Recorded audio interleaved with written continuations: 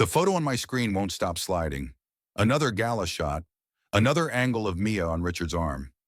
Flashbulbs freeze her smile while my fun bleeds out off camera. The headline sits under her name, 50 million to the arts, in her honor. I'm in a black car outside his townhouse. Wipers drag across rain that won't quit. The espresso lid hisses like a fuse. I keep watching their faces loop because I need the burn to hold. I need it sharp when I move. A vibration hits my palm. Leah's text opens. Marriage certificate, 3 prior marks, police reports. The files stack like teeth. I scroll, names, dates, a ring in Los Angeles I never saw on her finger. The same script she ran on men who thought they were the exception.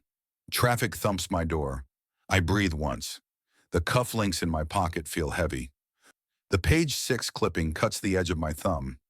Mia coached me to look steadily at dinners I paid for. She coached him better. That ends tonight. I lift the black key card to the glass. Rain beads along the stripe. Tomorrow I walk through his door with this. If you've ever been used as a prop and want to watch me end the act, hit subscribe and stay.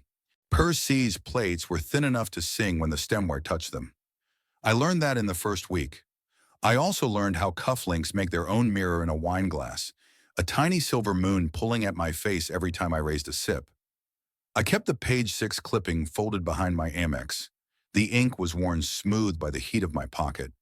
It pressed against my hip at every table where I pretended to be calm. That was the prop I didn't show anyone. Not the clipping itself. The pressure it left. I hired a role. That's what the contract said without saying it. 12 weeks, 40,000. A museum thread explaining why she knew the provenance without reaching for her phone. We rehearsed in a car that smelled like bergamot and leather cleaner. Midtown rolling past in a gray blur. I read lines about long-term alignment. She corrected my tones on basic Mandarin phrases I would never need if I had told the truth about living alone. Between the appetizers and the signature dish, I built eye contact the way a mason sets a stone. Even pace, even pressure. Mia timed her laugh to tilt toward me, never past me. I watched Richard watch the angle of her wrist when she set a fork down. I made notes later about wrist angles, as if it were a capital structure. I told myself it was due diligence. The Hamptons weekends were all white railings and curated driftwood, shoes that made my heel ache in a particular place by Sunday night.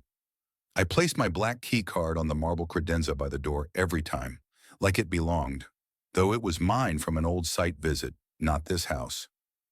Mia's perfume lingered in the hall for a full minute after she passed. The housekeepers folded the corners on the guest sheets into sharp peaks. I put my phone on Do Not Disturb, then set alarms with names. Believability, 9:12 p.m. Believability, 7:06 a.m. Little taps on the glass to remind me not to be myself. She learned my father's watch story and made it sound like a family you would invest in. She handled my mother's voice on speaker like a real partner. She never corrected me about the painting titles, though she could have won money listing them blind. We built a couple from the outside in, stitch by stitch, napkin by napkin. I treated it the way I treat a model. Adjust the inputs. Get the output you want. The error term was always human. Per C's bread course smelled like warm grain and butter, and I told myself that smell was progress. I told myself the hiss from a fresh espresso was a line moving up toward closure. I told myself the cufflinks looked right under that light. I told myself so many things that the telling became the meal. If an image can hold a room for an hour, how long can it live? Contract lines lived in my notes app in a folder named Museum. I wrote talking points about Song Dynasty glaze and left the fundamental knowledge to her. On the rides back uptown, Mia drilled me the way an acting coach fixes breath. Through the nose, slow shoulders, words that don't skid. I passed the test because she gave me the answers in the order I could remember. The page 6 clipping warmed against my leg as the car heater filled the footwell.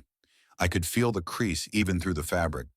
The headline wasn't long, but it carried weight, and I used that weight like training gear under a suit. If it felt heavy enough, I would stand straighter. If I stood straighter, Richard wouldn't see the hairline cracks.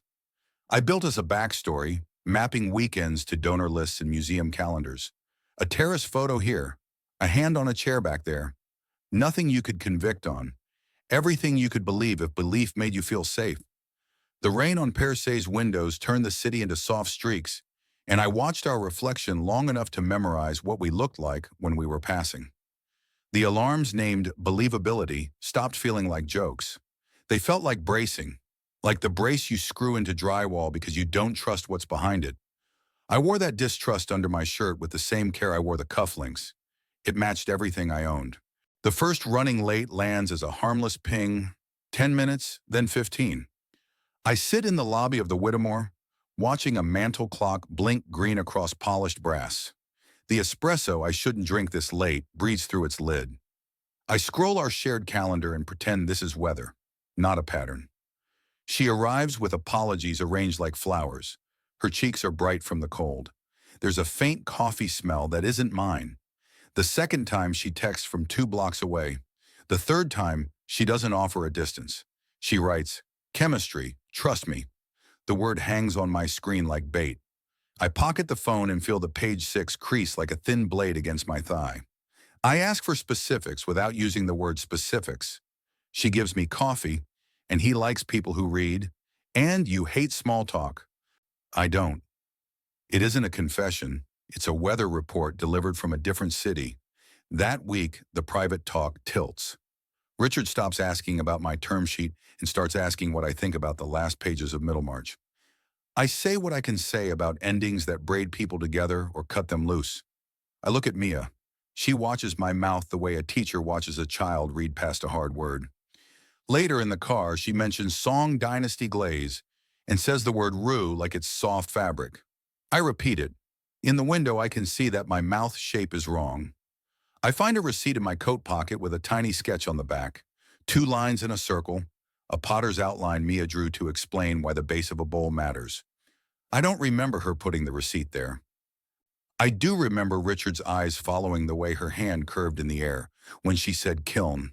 I make a note in my phone to Google terms I should already know if I were the man I'm pretending to be. She's late again. No apology this time. Just the heat of a room arriving with her. I ask nothing because asking would set a trap I don't want to see spring. Instead, I check the little phone alarms I named believability. They look childish now, like labels on a shoebox that holds ashes. She talks about a poem she and Richard both love, something with a bell, something with winter light. I nod because nodding is the only verb that fits. The cufflinks feel wrong on my wrists, like someone else's wrists are attached to my hands. We get through another dinner without slipping, yet the ground has moved. Richard praises the steadiness of your home life into his napkin, and Mia thanks him with her eyes, not her mouth. I tell a story about a museum doc who once led us into a closed gallery at night. It's a lie that sounds like a memory I wish I had. Mia supplies a detail I didn't invent, the smell of paper in cold air. It fits too well. That's how you know who's writing the scene. On Tuesday, she texts a photo of a teacup with a hairline crack so thin you could mistake it for a beam of light. Wabi-sabi, she writes, and then, he understands flaws. She adds a heart, not the red one, but the small purple one that feels like a dare. I sit in a yellow taxi and watch the light in the back window make bars across my face as we pass scaffolding. My key card rides in my pocket, a quiet square of false permission. The call comes the next afternoon while I'm sharpening an email to a cautious LP. Richard's number fills the screen. His voice is careful, a man balancing plates he doesn't want to drop in front of witnesses. He thanks me for the effort, the dinners and the polish. He says he's redirecting his capital, our capital, toward the foundation, toward a legacy he can put his name on, while he's still around to hear it spoken. He says Mia will help steward culture. He says steward like it's holy. I hear the hum of his office HVAC through the line and realize my own office is quiet enough to listen to the radiator tick. I don't argue. I do math. Payroll, runway, the soft thud other investors will make when they hear he walked. I place the cufflinks in my desk drawer like they're heavy enough to anchor the room. The drawer closes with a neat clap that sounds exactly like a seal failing. When the person you paid to make you look whole starts finishing the sentences you never said, what exactly did you buy? I leave the call open on the desk for 3 extra breaths, as if sound could change its mind. It doesn't. The cursor blinks in an email I'll never send. I slide the cufflinks from my wrists into my pocket. Two small weights, the kind a swimmer sews into a costume to stop it from riding up. They click together once, a private little bell. The page 6 clipping rides the inner wallet sleeve. When I fold the leather closed, the edge nips my thumb. The sting is useful. It keeps the present from drifting. The hall outside my office has that late afternoon vacuum hush. Carpet swallowing footsteps, recessed lights humming like a throat cleared in another room. I tap the elevator button and watch the brushed steel turn my face into a smear. Somewhere far below, a cable answers with a muted thud. Doors part. The car's empty.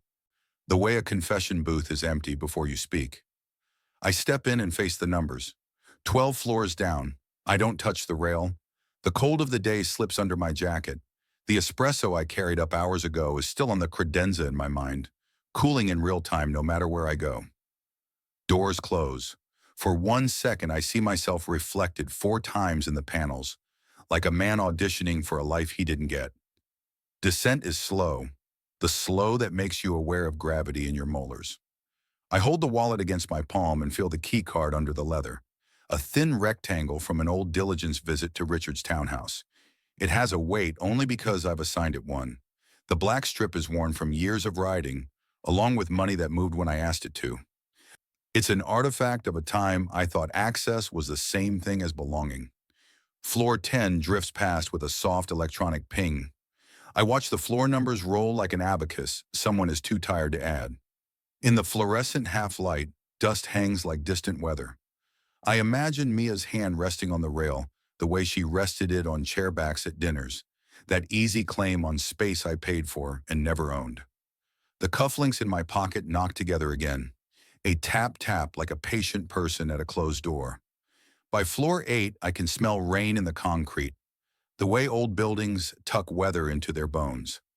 I shift the wallet and the clipping catches me again, a small paper tooth. I think about the headline as a measurement device. How many times can a man be described in print before he begins to bend to the font? I should throw it away.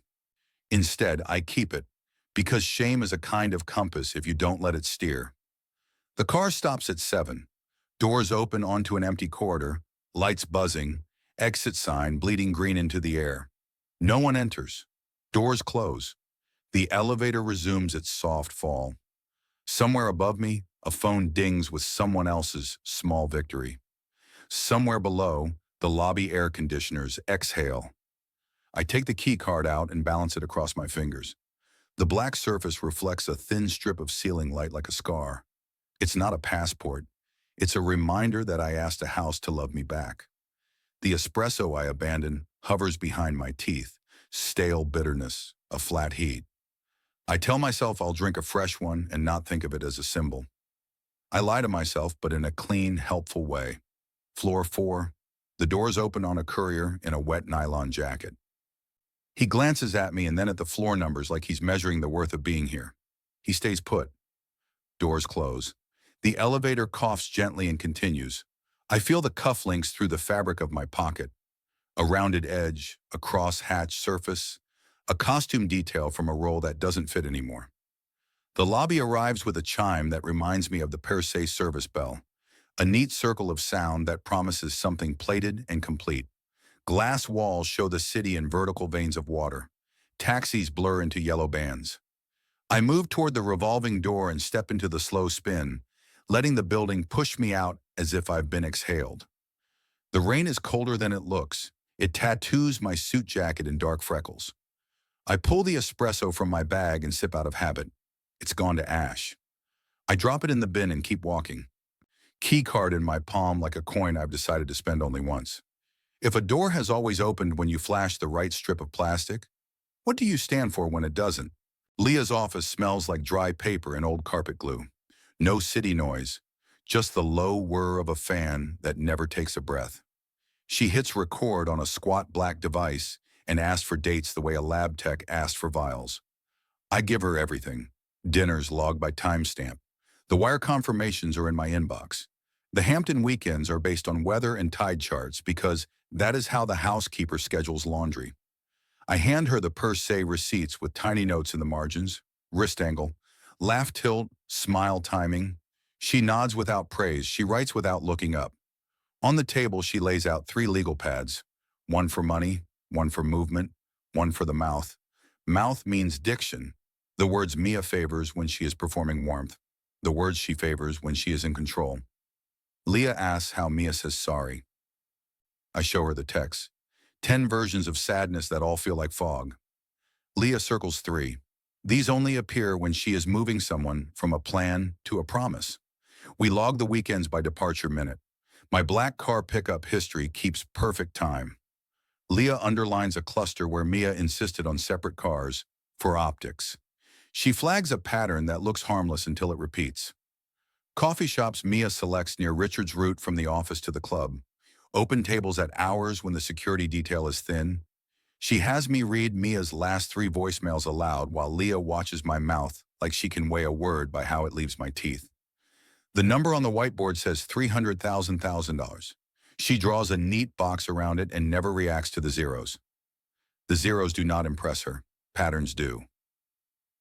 She taps her pen in groups of 3 when something lines up. She taps twice when something smells off. Say the words she uses for taste and touch, she says. I say velvet, pearl, paper. She circles paper. She writes roux glaze in block letters and then crosses it out. She didn't teach you that. She performed it for him. If the math is clean and the mouth is dirty, which one do you believe? She pulls up a county database with a login that looks older than both of us. Alias first, she says. She runs Mia through voter rolls, tax liens, nonprofit event lists, alumni gifts, and any place a person leaves a breadcrumb when they want to look real. She stops on a line with a Los Angeles address and a hyphen where a maiden name should be. There, she says, and clicks a marriage record that seals my breath in my throat for 1.5 beats. Date, pastor, 2 witnesses with phones turned off, a rented suit, no announcement. He's still in LA, Leah says. Property records show a lease ending in March. I tell her Mia mentioned a charity gala years ago. Leah opens a gallery website as if she already has the keys. There is Mia in the crowd photo. Not the center, not the edge. The place where eyes go when they skim. Leah magnifies earrings until the pixels turn to sugar. Same pair as last month. She drags the image to a folder named with today's date. She never says gotcha. She never smiles. She marks pattern repeats and draws an arrow back to money. We move to wires. The transfers I sent for wardrobe and car service. The reimbursements for study materials that look like museum memberships. She lines them under a column called tools instead of expenses. That word lands in my chest like a bench press bar. She asks about Mia's reading voice. Did she lower it when she quoted poems? Did she soften it when she named the birds in the Hamptons? I say yes because that is precisely what happened, and hearing it out loud makes the air feel colder. Leah clicks off the recorder. The fan keeps its even hush. She writes 1 line at the top of a fresh page and reads it to me like a verdict. You bought a part, she says. She sold you a play. I sit with the sentence until it stops ringing. I place my cufflinks on the edge of her desk, not as payment, as context. She draws a small square on her pad to stand in for a door. Tomorrow, she says, tapping the square. You don't knock, you present. I slip the key card under her drawn door and leave it there for a breath before I take it back. Outside, rain pinstripes the windows. I feel for the page 6 clipping and don't pull it out. Leah emails a list of exhibits with file names that read like coordinates. She schedules the meeting with Richard's counsel without waiting for my yes. The fan does not stop. The record light is dark. My phone face is clean of new messages. I close my hand over the key card until the corners bite. Then I open the door and let the hallway carry me toward the thing I should have done first. We take over the conference room like it's a stage we built. White walls, long table. Pin boards so clean it looks new. Leah prints in batches and I pin in order. Left to right, oldest to newest. Charity gala, 6 years back. Mia not centered, not lost. Exactly where a scanning eye lands on the second pass. Same earrings from last month. Same crescent of lip pulled higher on the right. Leah draws a pencil box around the earring and writes a timestamp. She doesn't press hard. The mark is enough. Next, the marriage certificate. The paper is ordinary, county seal raised like dry skin under a thumb. Date, officiant, two witnesses who have no social presence to speak of. She places it under the gala photo. We build a column that reads like a habit. Prior victims go up in their own row, blown up screenshots of wire confirmations and flirty, neutral language that could pass anywhere, until you line them up against the next and the next. Leah tags the diction. Same apology cluster, she says. Same soften then steer. I open our text thread and let her scroll through it. She marks the pivots where hello becomes hook, where logistics becomes leverage. She circles 3 phrases Mia uses before she changes topics. She plants these to test for obedience. Leah says, "You passed." There's no judgment in her voice, only a shape being traced, the way a carpenter checks an opening before he sets a door. We build a page for each stage of the play. Approach, warm, credential, align, harvest, off-ramp. The words look clinical until you set photos beside them. Then they look like the weather you can name. I pin a candid from the Hamptons, a glass on a railing, her reflection riding the water like a second face. The per se receipt with her neat correction to my pronunciation goes next to it. The ink has a small smudge where my hand must have trembled. I don't remember trembling. The paper does. Leah opens metadata like a lock. XIF times line up down to the minute, with Richard's calendar blocks when he leaves his office for club. My chest tightens, not from surprise, but from the relief of seeing sense where I had let romance blur it.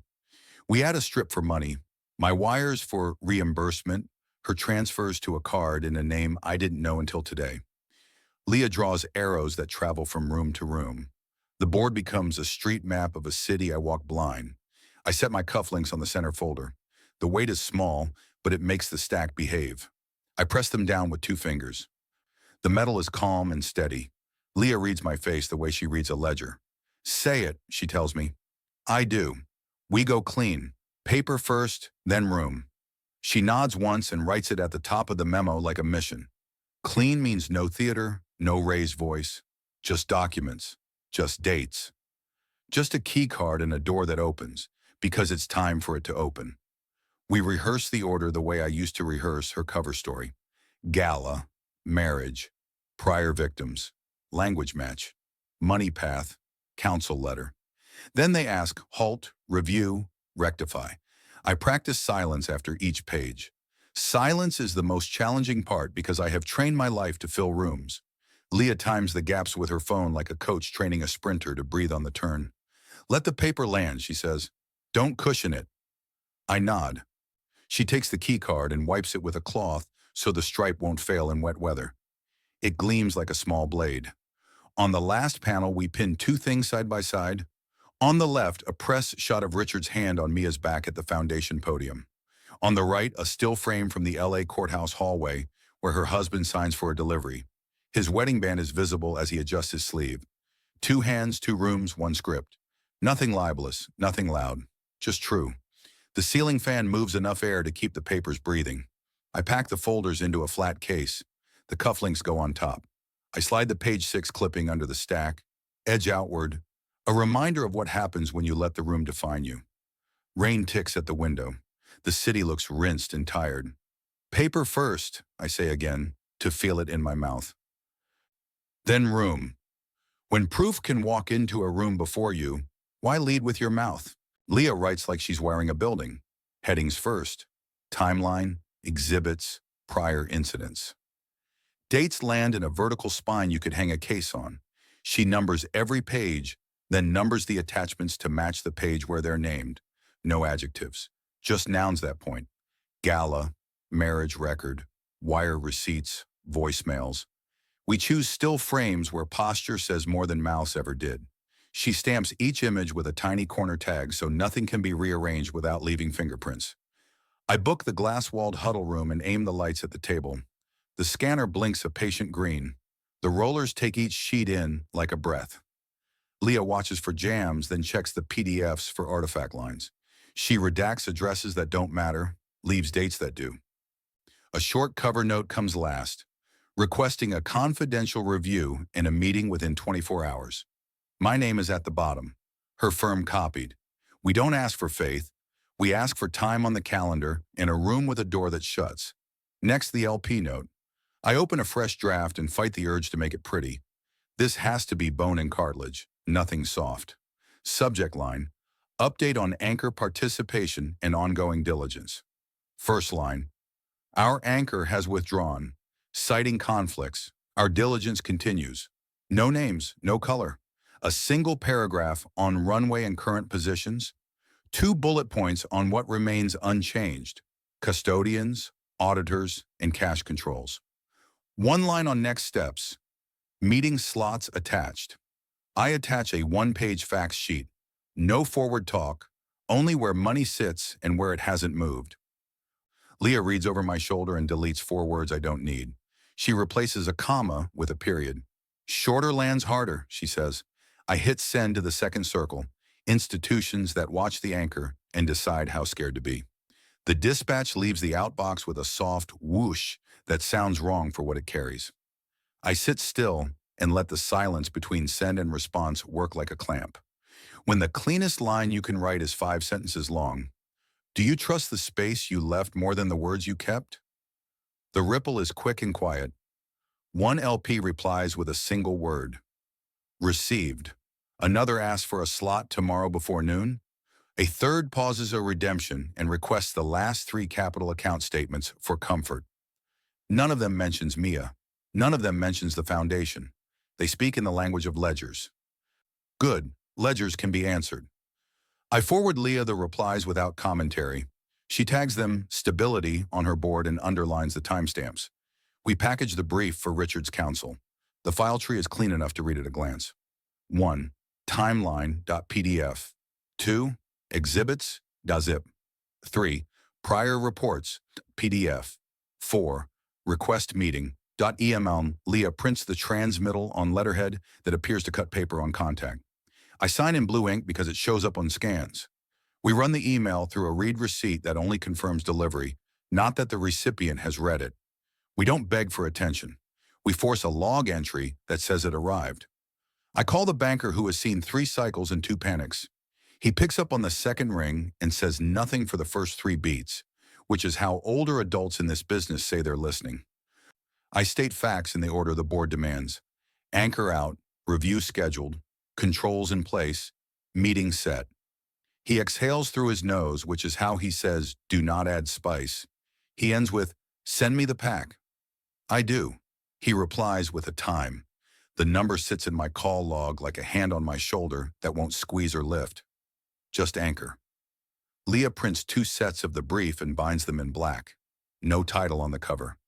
Just my last name and today's date on the spine in plain font. She slides 1 set to me. It has the heft of a thin book you'd finish in 1 sitting and remember for a decade. This goes to the room, she says. Keep the other in your bag. Paper gets lost when it wants to. I lay the cufflinks on top of my copy, then move them aside. They don't belong to this part. This part is metal clips, flat edges, and signatures that hold. If gossip dies on paper, how many pages does it take to starve it? Counsel's conference room has the quiet of a vault. He slides a legal pad to the center, spine squared with the table edge, and writes a heading I can live with. Request for confidential review. Potential fraud exposure. No thunder, just shape. He asks for the packet. I push the black binder across. Leah opens her laptop and reads dates as if they were coordinates. Counsel checks each against certified records he pulls from a terminal that glows a bureaucratic blue. Marriage record verified. Prior police reports. Case numbers match. Gallery photo. Provenance cached and timestamped. We redact what doesn't matter and bold what does. He drafts the memo in stacked blocks. Background, evidence summary, third-party statements available, requested actions. Bullet points only. No descriptors that can be argued. No color that can stain. He adds a litigation hold notice line, preserve texts, emails, calendars, so no one can say later they didn't know to keep the trail. He marks delivery to the family office, GC plus outside counsel, not to Richard personally. Rooms first. Personalities later. He won't let me say con or scam. He writes pattern of misrepresentation supported by certified records. I can live with that. Leah cold calls a man whose name sits in our row of prior marks. She reads a single sentence to identify herself, then stops so he can decide whether he wants to be part of this. He does, but only if he can talk in the language of dates and invoices. Good. She takes him there. He recites a receipt number by heart. She finds it on a scan we pulled an hour ago. The match lands like a clean cord. By the time counsel returns from the printer, Leah has an emailed statement, a notarization appointment scheduled for the morning, and permission to list the initials and case number in the memo. She does not thank him for his pain. She thanks him for his time. Counsel adds a short footnote, independent third-party statement, forthcoming, notarized. He includes 2 exhibits that can't be shrugged off, the marriage certificate in the LA hallway still, each with a caption that reads like a lab label. Date, time, source. He drafts the requested meeting paragraph with the precision of a scalpel. We request a 30-minute meeting within 24-48 hours to review exhibits, discuss risks to the foundation, and agree on next steps. He underlines without prejudice and confidentiality. He draws a small box in the margin and writes no adjectives inside it. I sign under a line that carries my name and the fund in letters I have earned and nearly lost. Counsel initials the bottom corner of every page to prevent swapping. Leah assembles the delivery into 3 lanes. Secure email to counsel, an encrypted link to the family office, and a hard copy to the building with a receipt I can hold. We include a brief preservation protocol. Do not delete, alter, or move records pertinent to the events described. We do not hint at outcomes. We do not threaten. We state the cost of not looking. When the secure send confirms, the room exhales. Not relief, just pressure leaving a system, the way steam leaves a pipe when the valve turns. Leah forwards me a calendar hold that reads, Richard Counsel. Review. Time TBD. Place TBD. The subject line alone begins to pull me back from the edge where I've been standing since that first running late. I open my palm and see the key card's outline pressed into the skin, a rectangle where a grip has been. Back in my office, I make an espresso that hisses like a small animal and set it down beside the key card. The cup lids never fit perfectly. Steam draws a white line on the black plastic before it disappears. Tomorrow lives in that line. I check the LP inbox. 2 more confirmations, 1 request for our auditor call-in, 1 quiet, appreciate the clarity. Leah pings me a single word, booked. The family office has offered 9 a.m., a private entrance, counsel present, and phones sealed in envelopes at the door. Good. Paper first, then room. I align the cufflinks at the corner of the binder the way I used to align plates at per se. Not decoration, reference points. The page 6 clipping stays in my wallet because I want to feel the edge without seeing the headline. The rain lightens just enough to turn the city from charcoal to slate. I push the key card close to the cup and let the steam etch tomorrow into the stripe. If the room will finally meet the paper with its phones face down, what part of you still wants to speak first, and why? Private entrance, 9 a.m. Rain lifting to a thin mist that leaves halos on the marble. The foyer swallows footsteps. The art watches. Donor plaques stipple the wall in gold, a quiet census of names that bought themselves permanent residence. I stand where the floor veining crosses like an X. Same suit as my first dinner with Richard, same watch, different pulse. Counsel meets us at the threshold with a tray of gray envelopes, phones in, signatures down. Leah slides our binder onto a side table and sets a second copy beside it like a twin ready to be adopted. Richard steps in from the gallery wing, tie already perfect. Mia arrives half a beat later, mid-smile, a hand lifted in greeting that dies when she sees the stack and the pen and the way my shoulders don't move. No greetings, no grip and grin. I speak plain and in order, lungs tight enough to measure each word. Marriage record. The top page lands on the table with a sound paper when it knows it's the only voice that counts. Date. The county seal raised like sand. Officiant. 2 witnesses. Prior marks.